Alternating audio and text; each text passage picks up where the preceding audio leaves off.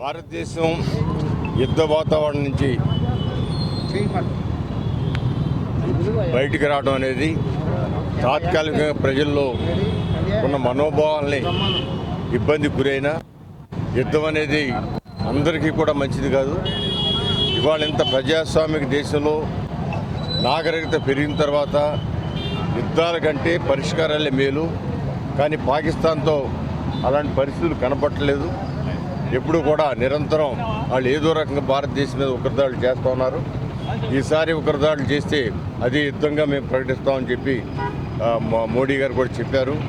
అన్ని విషయాలు కూడా ప్రజలందరూ కూడా అన్ని కోణాల్లో ఆలోచించి మనం కూడా ప్రభుత్వానికి అండగా నిలవాల్సిన అవసరం ఉంది. పాకిస్తాన్ చేసిన అనేకమైన కార్యక్రమాలు ప్రతి ఒక్క మనసులో కూడా బాధాకరంగా, ఈవెన్ ముస్లిం సోదరులు కూడా అనేక మంది చాలా బాధపడుతూ ఉన్నారు. ఇలాంటి పరిస్థితి పాకిస్తాన్ చేయటం వలన ఇక్కడ ఇలాంటి వాతావరణం ఏర్పడుతూ ఉంది.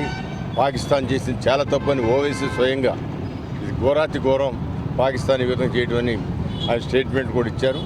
అందువల్ల ఈ యొక్క పరిస్థితుల్ని అందరూ కూడా మంచి మనసుతో ఆలోచన చేసి సమీక్షించి ప్రధానమంత్రి గారికి అండగా ఉండాలి. ప్రధానమంత్రి గారు కూడా పౌరుషం కలిగిన వ్యక్తి.